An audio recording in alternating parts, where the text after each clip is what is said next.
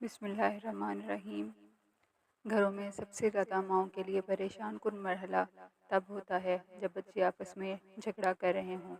آج میں آپ کو ایک ایسا نسخہ، ایک ایسی صورت کے بارے میں بتاؤں گی کہ جس کو پڑھنے کے بعد انشاءاللہ بچوں کا جھگڑا ختم ہو جائے گا اور گھر میں سکون ہو جائے گا۔ چھوٹے بچوں، بہن بھائیوں میں آپس میں جھگڑا ماں باپ کے لیے بہت پریشان کن ہوتا ہے اور گھر کا سکون بھی برباد ہو جاتا ہے۔ یہ ایک بہت چھوٹی اور آسان سی صورت ہے جسے پڑھنے کے بعد انشاءاللہ آپ اس کا رزلٹ دیکھیں گے۔ اگر آپ دوسرے کمرے میں ہیں یا کچن میں ہوں اور بچوں کے جھگڑا کرنے کی آواز آئے تو اس کمرے میں جائے بغیر ہی آپ جہاں کھڑی ہیں وہیں کھڑے کھڑے اس صورت کو 3 مرتبہ ریپیٹ کریں۔ انشاءاللہ بچوں کا جھگڑا ختم ہو جائے گا۔ اگر آپ کا بچہ بہت ہی ضدی ہے اور بات نہیں مانتا تو آپ یہ صورت اس پر 3 مرتبہ پڑھ کر دم کر دیں۔ بچہ ضد چھوڑ دے گا۔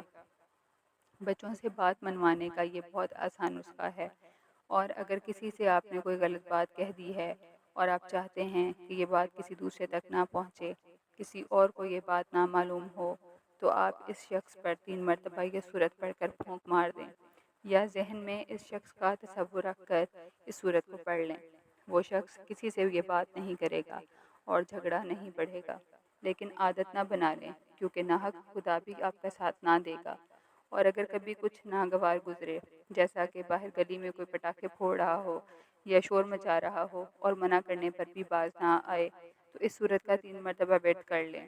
بغیر کچھ کہے آپ اپنی بات منوا لیں گے۔ یہ ایک نہایت آسان صورت ہے جس کا نام سورہ قریش ہے۔